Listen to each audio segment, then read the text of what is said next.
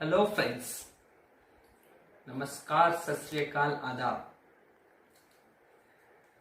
I, Nikhil Mittal, presenting before you the keys, the solutions to the questions of accounts.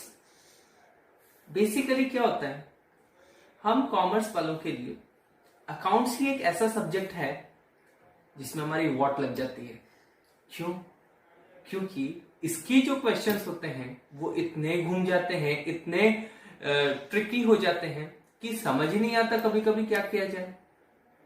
ऊपर से ये कोविड-19 का चक्कर जिसने पूरे एजुकेशनल सेक्टर के ऊपर धमाका मचाया हुआ है। सारे स्कूल्स, कॉलेजेस, कोचिंग सेंटर्स सबको बंद कर दिया है।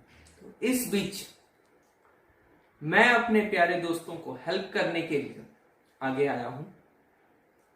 इस वीडियो के दौरान मैं टीएस गरेवाल के प्रैक्टिकल प्रॉब्लम्स के सारे सॉल्यूशंस आपको टाइम टू टाइम अपलोड करता रहूंगा यूट्यूब के थ्रू, ताकि आप इन सॉल्यूशंस के थ्रू अपने आप को अकाउंट्स में आगे बढ़ा सकें और जो आने वाले 2021 के बोर्ड्स हैं उनमें अच्छे मार्क्स स्कोर कर सकें।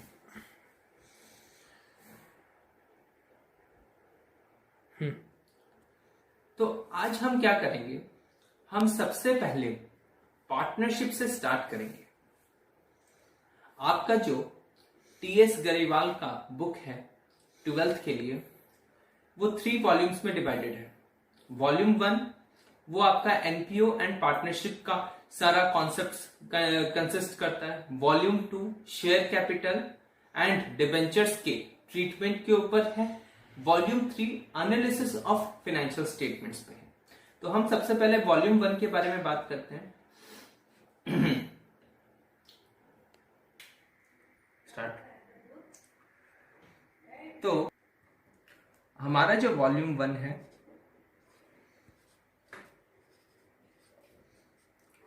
वो 7 चैप्टर्स में डिवाइडेड है, जिसमें चैप्टर 1 आपका एनपीओ से रिलेटेड है, that is financial statements of non profit making organisations. Chapter 2 से लेकर चैप्टर 7 तक जितने चैप्टर्स हैं, these 6 chapters are related with the concepts,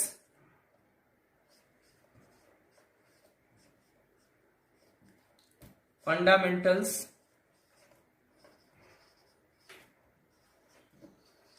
and financial statement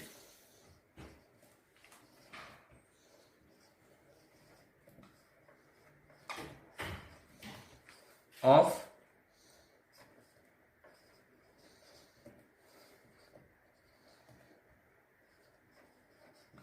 partnership.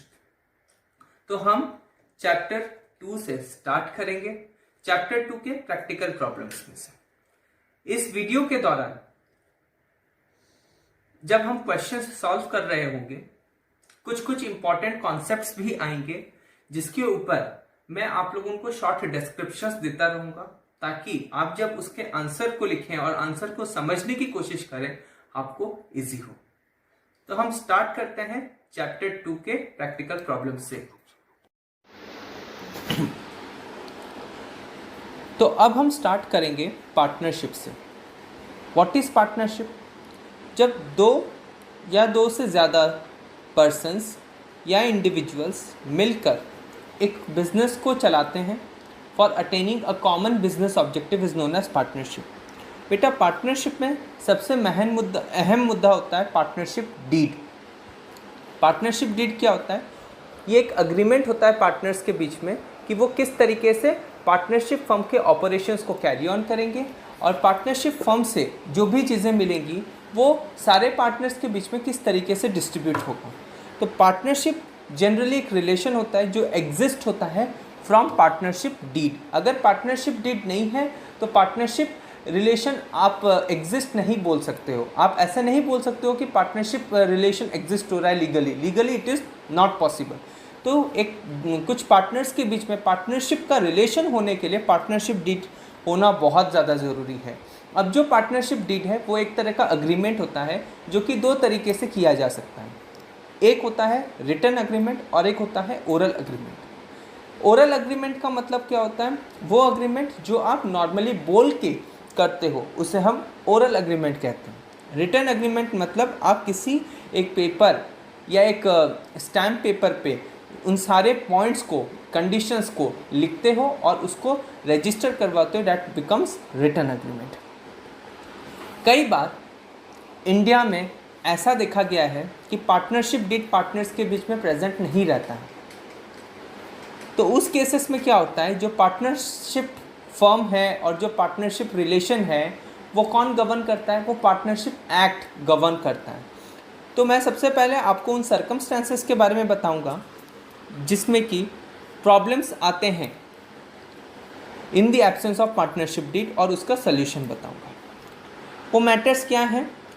मैंने इस टेबल में आपको दिखाया है द की मैटर्स एंड उनके रिलेटेड क्या प्रोविजन है पार्टनरशिप एक्ट में।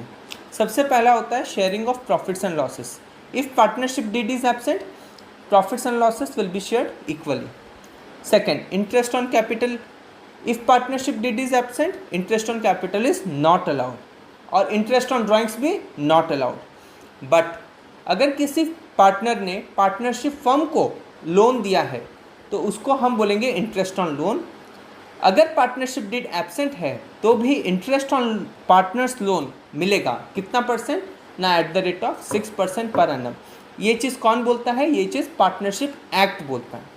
Remuneration to partners. रेम्यूनरेशन का मतलब कभी कभार पार्टनर्स के बीच में कुछ डिस्प्यूट क्रिएट हो जाता है, कुछ मतभेद हो जाते हैं और उसमें कुछ पार्टनर्स होते हैं जो सैलरीज एंड कमीशंस की मांग करते हैं। वो सैलरीज एंड कमीशंस को हम रेम्यूनरेशन बोलेंगे। That remuneration is not allowed under the provisions of partnership act if partnership deed is absent. फिर admission of a new partner. Suppose दो पार्टनर्स हैं जो ऑलरेडी एक पार्टनरशिप फर्म को चला रहे हैं, एक तीसरा पर्सन है जिसको कि ज्वाइन करना है पार्टनरशिप फर्म में, बट जो पुराने दो पार्टनर्स हैं उनमें से सिर्फ एक ही पार्टनर इसकी मंजूरी देता है, दूसरा पार्टनर मंजूरी नहीं देता। तो उन सब केसेस में किस तरीके से एक नया पार्टनर एडमिट हो सकता है?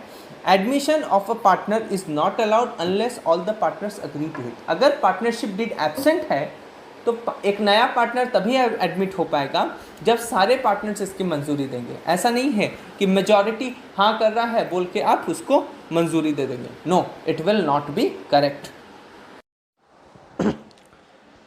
सो स्टूडेंट्स, अब हम इन वीडियोस के दौरान मैं आप लोगों को जितना भी प्रैक्टिकल प्रॉब्लम्स के सल्यूशंस दिखाऊंगा वो हमारे 2020 एडिशन के बुक के होंगे, लेटेस्ट बुक के, जो शायद मार्केट में अवेलेबल हैं बट सभी स्टूडेंट्स के पास अवेलेबल नहीं है। इसीलिए हम क्या करेंगे, हम क्वेश्चंस भी आप लोगों को दिखाएंगे, साथ ही साथ आंसर्स भी दिखाएंगे। फर्स्टली मैंने क्वेश्चन को इस बार वाइट बोर्ड पे लिख दिया है। तो आपका क्वेश्चन ये कहता है, in the absence of partnership deed how are the following matters resolved. अगर पार्टनरशिप डीड एब्सेंट है तो ये मैटर्स किस तरीके से रिसॉल्व किए जाएंगे। फर्स्ट, सैलरीज ऑफ पार्टनर्स, मतलब अगर पार्टनर्स को सैलरी दिया जाएगा या नहीं। Interest on partners capital, partners के कैपिटल पे इंटरेस्ट मिलेगा या नहीं। Interest on partners loan. Division of profit. Interest on partners drawings. Interest on loan by partners and interest on loan to partners. तो ये सारे मैटर्स हैं जिन्हें हमें सॉल्व करना है in the absence of partnership deed. What to do, तो हम क्या करेंगे, अब इसके सॉल्यूशंस पर ध्यान देंगे। आप देखिए, अब सॉल्यूशंस आ गए। सबसे पहला सैलरीज ऑफ पार्टनर्स। मैंने जस्ट अभी कुछ देर पहले आप लोगों को एक टेबल बताया था जिसमें मैंने लिखा था, if partnership deed is absent then the partnership business is governed by what? Partnership Act, by the provisions of Partnership Act 1932. And Partnership Act solely defends that partners are ineligible to get any kind of remuneration. Remuneration means salaries or commissions or any extra incentives on the operational activities of the business. तो वो सारी चीज़ें partners को नहीं दी जाएंगी, तो इसीलिए salaries of partners is not allowed. Partners won't get any salary. फिर बिट बी में होता है इंटरेस्ट ऑन पार्टनर्स कैपिटल. आपका जो पार्टनर्स कैपिटल के ऊपर इंटरेस्ट है वो मिलेगा या नहीं? No, interest on partners capital is also not allowed because according to the provisions of Partnership Act 1932, no partner is entitled to interest on their capitals. Likewise, interest on partners loan. पहले आप सभी ये समझें कि partners loan का मतलब क्या होता है. पार्टनर्स लोन मीन्स पार्टनर्स ने पार्टनरशिप फर्म को लोन दिया है. तो अगर पार्टनरशिप डीड एब्सेंट है, इसका मतलब ये है कि पार्टनर्स के बीच में ये डिसाइड नहीं हुआ है कि लोन के ऊपर कितना इंटरेस्ट देना है. तो पार्टनरशिप एक्ट 1932 हमें ये कहता है कि अगर पार्टनर ने पार्टनरशिप फर्म को लोन दिया है और पार्टनरशिप डीड एब्सेंट है तो उस केस में 6% पर एनम पे इंटरेस्ट मिलेगा. तो वही हमने लिखा है सोल्यूशन पे eight the rate of 6% per annum. फिर फोर्थ वाला, एक्चुअली मैंने भूल से थोड़ा सा नंबरिंग एक्सचेंज हो गया है. फिफ्थ वाला बिट फोर्थ में चला गया है, फोर्थ वाला बिट फिफ्थ में आ गया है, तो आप थोड़ा एडजस्ट कर लें. Interest on partners drawing. Partners अगर कुछ भी पैसा विड्रॉ करते हैं पार्टनरशिप फर्म में से तो पार्टनर्स भी इंटरेस्ट नहीं पे करेंगे पार्टनरशिप फर्म को ऑन देयर ड्राइंग्स. जनरली आपने अभी तक क्या पढ़ा होगा, सोल प्रोप्राइटरशिप बिजनेस के बारे में पढ़ा है, जिसमें सोल प्रोप्राइटर अपने मन मुताबिक विड्रॉ कर सकता है अमाउंट फ्रॉम द बिजनेस. लेकिन पार्टनरशिप फर्म्स में वैसा नहीं होता. पार्टनरशिप फर्म्स में अगर पार्टनर्स विड्रॉ करते हैं उन्हें इंटरेस्ट भी पे करना पड़ता है. ठीक है, तो इंटरेस्ट ऑन पार्टनर्स ड्राइंग्स नहीं दिया जाएगा अगर पार्टनरशिप डीड एब्सेंट है. तो फिर आ जाता है डिवीजन ऑफ प्रॉफिट. किसी साल अगर प्रॉफिट हो जाता है पार्टनरशिप फर्म का तो वो प्रॉफिट को पार्टनर्स इक्वल रेशियो में डिस्ट्रीब्यूट करेंगे if partnership deed is absent. Likewise interest on loan by partners will be at the rate of 6% per annum. Interest on partners loan आप कह सकते हैं या फिर interest on loan by partners आप कह सकते हैं, दोनों का मीनिंग सेम है. It will be at the rate of 6% per annum. Then interest on loan to partners. Interest on loan to partners का मतलब होता है कि पार्टनरशिप फर्म ने पार्टनर्स को इंटरेस्ट दिया है, तो उस केस में भी पार्टनरशिप फर्म पार्टनर से कुछ भी इंटरेस्ट चार्ज नहीं कर सकती. Hence interest on loan to partners will not be charge from the partners. अब हम आगे बढ़ते हैं नेक्स्ट क्वेश्चन के लिए. Now let's start with question number 2. तो हम स्टार्ट करते हैं क्वेश्चन नंबर 2 से. क्वेश्चन नंबर 2 के बिट ए में लिखा है following differences have arisen among P Q and R, state who is correct in each case. हमें बताना है कि कौन हर एक केस में सही है और कौन गलत और किसकी मांगे मानी जाएंगी. सबसे पहले बिट ए के बारे में है. बिट ए में आपको बोला गया है P used ₹20,000 belonging to the firm and earned a profit of ₹5,000. Q and R want the amount to be given to the firm. तो इसमें क्या बोला गया है ना, जो पार्टनर P है उसने फर्म का 20,000 रुपया यूज़ किया था और उसने प्रॉफिट अर्न किया है 5,000 रुपीज़ का. तो पार्टनर R एंड Q दोनों ही चाहते हैं कि पार्टनर P उस जो अर्न किए हुए प्रॉफिट को फर्म को रिटर्न कर दे. देखें, यहाँ पर आपको ना किसी पार्टनरशिप डीड की ज़रूरत है ना ही और किसी रिक्वायर्ड डॉक्यूमेंट की, बिकॉज पार्टनरशिप एक्ट 1932 हमें ये कहता है if any partner uses the firm's amount or firm's money for earning any kind of profit, then the money earned from using such money will be given back to the firm. उस पे firm का ही अधिकार होगा, उस पे और किसी का अधिकार नहीं हो सकता।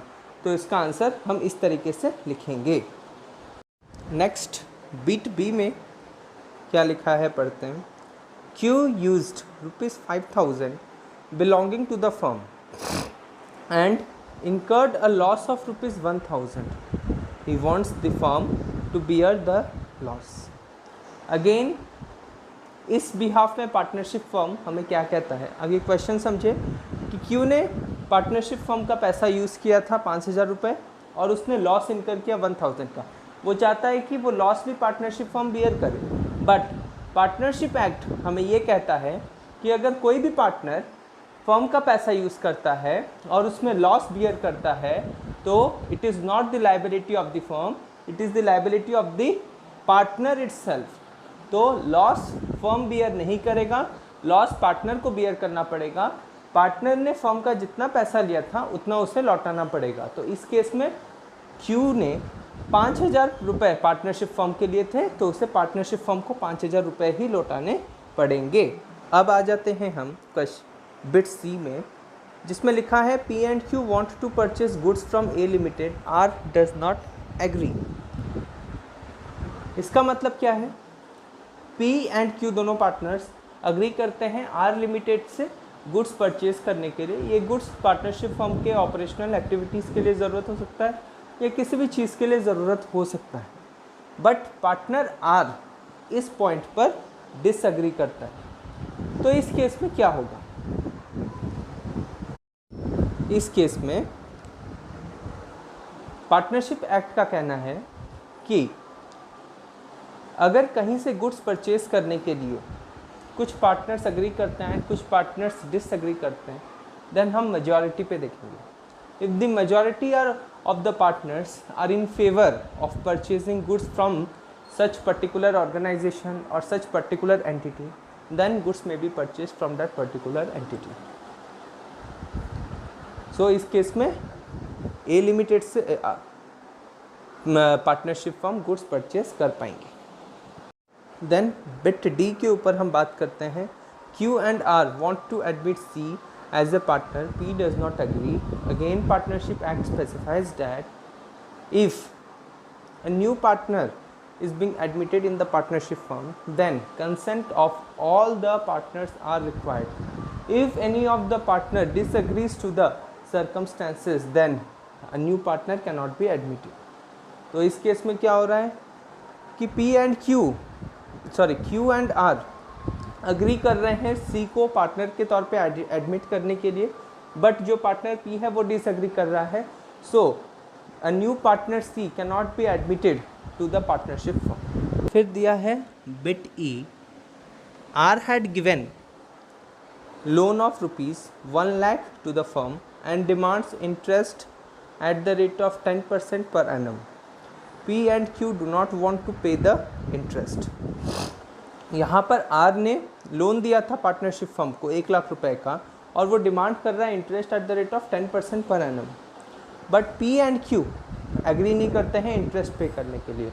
मैंने आपको पहले ही बता दिया था, in the absence of partnership deed, if any partner has advanced a loan to partnership firm, then such partner is entitled to get interest on such loan, but the interest will be according to the Partnership Act, and Partnership Act specifies the interest on partners loan can be given at the rate of 6% per annum. Hence R is entitled to get interest on loan but not at the rate of 10% per annum but at the rate of 6% per annum.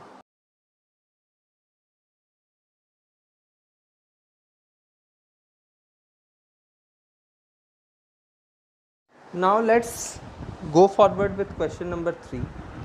In question number 3, again there are 4 bits. We will continue with each and every bits. 3 में फिर बोला है A, B and C are partners in a firm. They do not have a partnership deed. At the end of the first year of business, they have faced the following problems. तो partner A wants that interest on capital should be allowed to the partners, but B and C do not agree. तो bit A में बोल रहा है कि partner A interest on capital मांग रहा है, but B and C disagree कर रहे हैं. हमने पहले ही पढ़ लिया है in the absence of partnership deed, interest on capital can not be allowed to any partners because in the absence of partnership deed all the disputes and all the matters are being governed according to Partnership Act 1932, and the act specifically disallows to provide interest on capital to any partner. Hence, partner A will not get any interest on his capital. Bit B कहता है B wants that the partners should be allowed to draw salary, but A and C do not agree. Again, in the absence of partnership deed, Partnership Act specifies that no partner is entitled to get any kind of salary or commission or any kind of other remuneration. Hence, partner B statement is not tenable, and no partner will be allowed for salary. Bit C में दिया है A and B want that C should pay interest on loan given to him by the firm, but C does not agree. तो A और B क्या चाहते हैं कि C should pay interest on loan given to him by the firm, but C does not agree. Again, if partnership firm has advanced any loan to partner, it is not partners loan. partners loan का मतलब होता है कि partner ने partnership firm को loan दिया है, but इस केस में रिवर्स हुआ है, पार्टनरशिप फर्म ने पार्टनर को लोन दिया है. तो अगर कोई भी पार्टनरशिप फर्म पार्टनर को लोन देता है, then also interest will be charged by the partnership firm, but again rate of interest is not decided. Hence partnership act specifies that partner will also give interest at the rate of 6% per annum to the partnership firm on behalf of interest on loan. Bit D specifies that A and B, having contributed larger amount of capital, desire that the profits should be distributed in the ratio of their capital contribution, but C does not agree. In the absence of partnership deed, the profits pertaining to the firm will be distributed among partners in the equal ratio. Notwithstanding anything, no other ratios will be acceptable. तो इस case में भी जो A और B का contention है, it is not acceptable, and the profits will be distributed in equal ratio. Now here we start the question number 4. Both Sarkar and Chatterjee are partners in a firm and do not have a partnership deed. Bose introduced further capital of rupees 2 lakhs on 1st October 2019, whereas Chatterjee took a loan of rupees 50,000 from the firm on 1st October 2019. Disputes have arisen among them on the following issues. Bose demands interest at the rate of 10% per annum on rupees 2 lakhs being extra capital. Sarkar desires that his son Deep should be admitted as partner and he will give him half of his share. Bose and Chatterjee do not agree. Bose and Sarkar are of the view that Chatterjee should be charged interest on loan from the firm at the lending rate of the banks, which is 12% per annum. Sarkar has withdrawn rupees 50,000 from the firm for his personal use. Bose and Chatterjee are of the view that Sarkar should be charged interest at the rate of 10% per annum. You are required to solve the issues of dispute. So, different cases have arisen between the partners. We will go through bit by bit. First of all, bit A. There are three partners, Bose, Sarkar and Chatterjee. There is no partnership deed prevailing between the partners. So we have to solve the issues as provided. तो first bit में क्या issue create होता है ना, Bose demands interest at the rate of 10% per annum on ₹2 lakhs being his extra capital. Question में दिया है कि बोस ने एक्स्ट्रा कैपिटल इंट्रोड्यूस किया है तो उस एक्स्ट्रा कैपिटल के ऊपर वो इंटरेस्ट डिमांड कर रहा है। But in case of absence of partnership deed, partnership act governs the partnership firm, and in partnership act no such provision is made for interest on capital. Further, partnership act prohibits to provide interest on capital to each and every partner in case of absence of partnership deed. So no interest on capital will be provided. In bit B, it is given that Sarkar desires that his son Deep should be admitted as partner and he will give him half of his share. Bose and Chatterjee do not agree. In case of admission of a new partner in the partnership firm, each and every partner must have the consent of admission. If any of the partner disagrees to the admission of a new partner, then such new individual cannot be admitted as a partner. Hence, in this case, the Bose Sarkar's son cannot be admitted as a new partner. In bit C, it is given that Bose and Sarkar are of the view that Chatterjee should be charged interest on loan from the firm at the lending rate of the banks, which is 12% per annum. According to the provisions of Partnership Act, if any partner took loan from the firm, then he is liable to pay interest on such loan, but not at the lending rates of bank, but at the rate of 6% per annum in case of absence of partnership deed. But if partnership deed will be present, तब क्या होगा ना, partnership date में जो rate लिखा गया होगा उस रेट पे मिलेगा।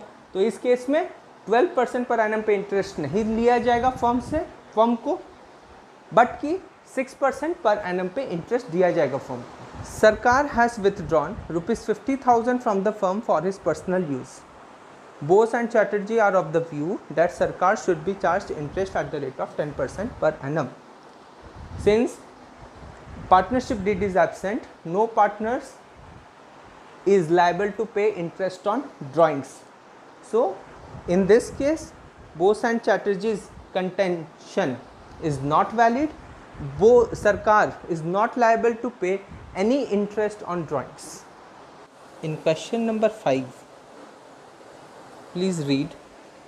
Harshad and Dhiman are in partnership since 1st April 2019. No partnership agreement was made. They contributed ₹4 lakh and 1 lakh as their capitals. उसके साथ ही Harshad had given loan of ₹1 lakh on 1st October 2019. Due to long illness, Harshad could not participate in the business activities from 1st August 2019 to 30th September 2019. Profit for the year ended 31st March 2020 was ₹1,80,000.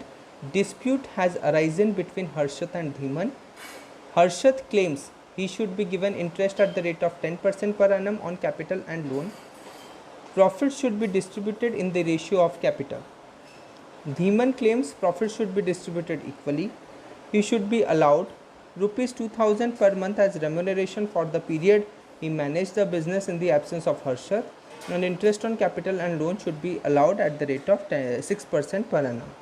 You are required to settle the dispute between Harshad and Dhiman. Also prepare profit and loss appropriation account.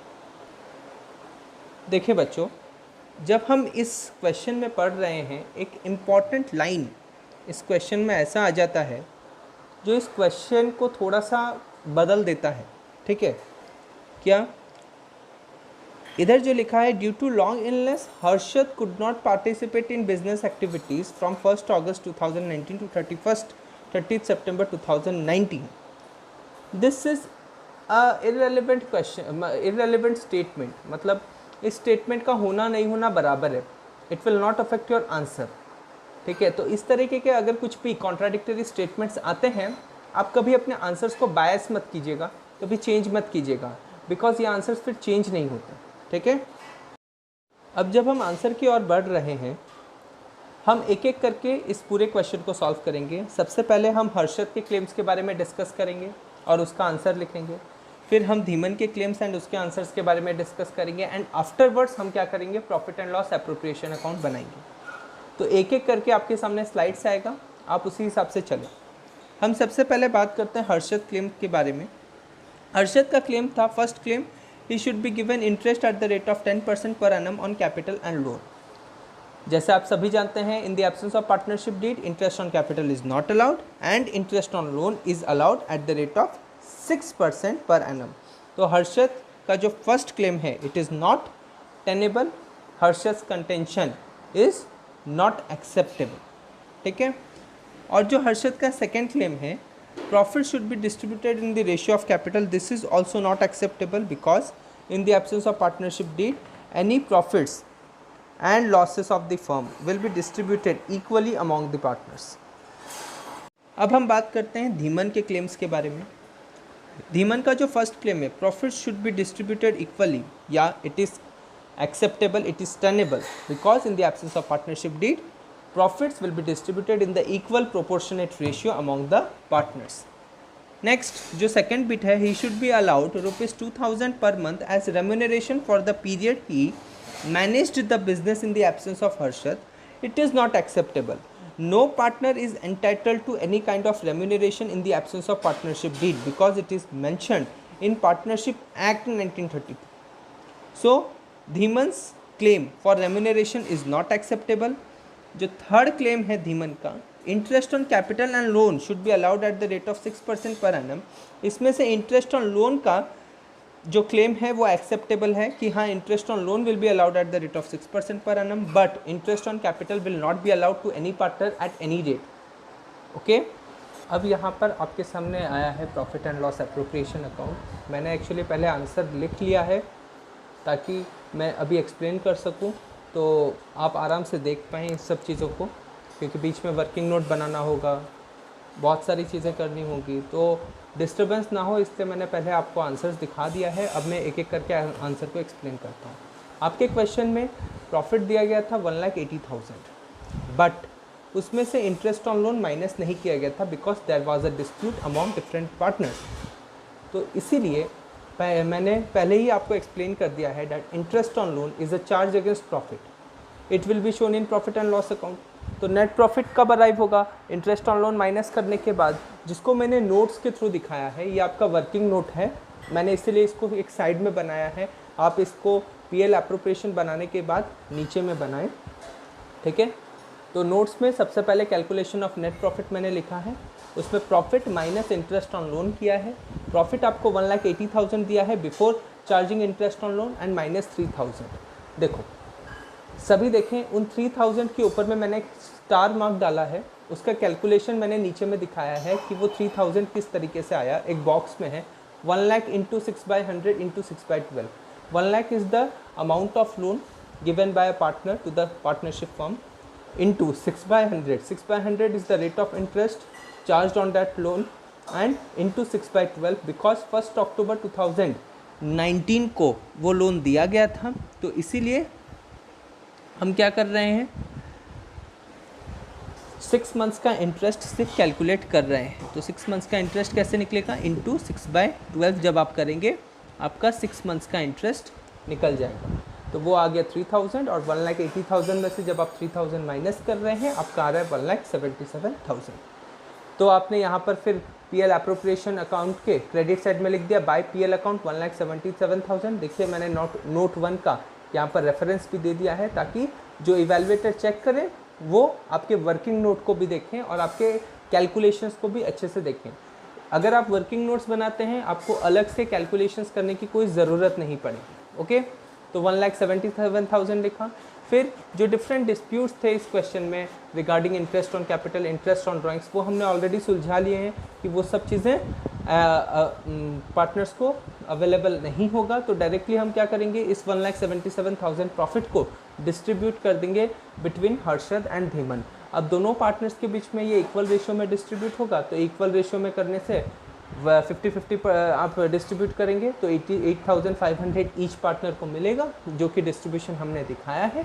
बाकी फिर 1,77,000 आ गया और आप इस ledger account को tally करके लिख सकते हैं। अब हम आगे बढ़ते हैं क्वेश्चन नंबर 6 के तरफ। सब क्वेश्चन नंबर 6 ध्यान से सुने। ए एंड बी दो पार्टनर्स हैं फ्रॉम 1 अप्रैल 2019 जिनके पास कोई पार्टनरशिप डीड नहीं है। Now both of the partners introduced ₹35,000 and ₹30,000 respectively towards capital. Partner A ने कैपिटल के अलावा लोन भी दिया है पार्टनरशिप फर्म को on 1 October 2019 of ₹8,000 without any agreement as to interest. मतलब उनका इंटरेस्ट के लिए, इंटरेस्ट ऑन लोन के लिए कोई भी अग्रीमेंट नहीं हुआ था। Profit and loss account for the year ended 31 March 2020 shows a profit of ₹15,000 but the partners cannot agree on payment of interest and on the basis of division of profit। तो year ended के लिए profit कितना था? 15,000 था, but partners कुछ decide नहीं कर पा रहे थे कितना इंटरेस्ट मिलना चाहिए लोन पर पार्टनर ए को एंड किस बेसिस पर प्रॉफिट को डिस्ट्रीब्यूट करना चाहिए। तो you are required to divide the profits between them giving reasons for your method. हमें आंसर्स दिखाने हैं विथ अप्रोप्रिएट रीजंस। अब आगे बढ़ें आंसर। सबसे पहले हम क्या करेंगे? इंटरेस्ट ऑन लोन कैलकुलेट कर लेंगे। इंटरेस्ट ऑन लोन कैसे होगा कैलकुलेट? 8,000 रुपीज़ का लोन है, उसके ऊपर 6% इंटरेस्ट, तो इंटू 6/100। फिर 6 मंथ्स का इंटरेस्ट हमें कैलकुलेट करना है बिकॉज 1 अक्टूबर 2019 पर लोन दिया गया था, तो 1 अक्टूबर से 31 मार्च तक 6 मंथ्स होता है इंटू 6/12। जब आप कर देंगे तो टोटल इसका इंटरेस्ट अमाउंट निकल आएगा 240। जब 240 निकल आया वो हो गया इंटरेस्ट ऑन लोन। अब डिस्ट्रीब्यूटेबल प्रॉफिट आपको निकालना है बिकॉज जो 15,000 प्रॉफिट आपको क्वेश्चन में गिवन है it is excluding interest on loan. तो आपको सबसे पहले इंटरेस्ट ऑन लोन माइनस करना है और उसके बाद जो प्रॉफिट आएगा वो होगा आपका डिस्ट्रीब्यूटेबल प्रॉफिट। तो 15,000 माइनस 240 जब आप करेंगे 14,760 will be your distributable profit which will be distributed among the partners in equal ratio because there is no agreement regarding distribution of profit. तो ए शेयर ऑफ प्रॉफिट कितना आ जाएगा? 14,760 into 1/2 which is equal to 7,380 और उतना ही profit B का आएगा। ठीक है। सो फ्रेंड्स, अभी आपने देखा हमने क्वेश्चन नंबर 6 तक सॉल्व कर लिया है। मैं इसी तरीके से पार्ट करके आपको वीडियोस अपलोड करता रहूंगा क्योंकि ये जो स्टार्टिंग के 6 क्वेश्चंस हैं ये आपके एब्सेंस ऑफ पार्टनरशिप डीड के क्वेश्चंस हैं। उसके बाद जिस तरीके से टीएस गरेवाल के एक्सरसाइज में आपका पार्टीशन हुआ है क्वेश्चंस का, हम उसी तरीके से अपलोड करते रहेंगे वीडियोस को। अगर आपको कुछ भी प्रॉब्लम हो या अगर कुछ सजेशंस देना हो इस वीडियो के रिलेटेड, प्लीज कमेंट बॉक्स पर कमेंट करें। मुझसे डायरेक्ट कांटेक्ट करने के लिए मैं अपने व्हाट्सएप नंबर को इस लिंक यूट्यूब चैनल के लिंक में दे रहा हूं, आप प्लीज उसको फॉलो अप कर लें और वीडियो को पूरा देखने के बाद वीडियो को जरूर लाइक करें और सब्सक्राइब करें। And for any more details please contact me.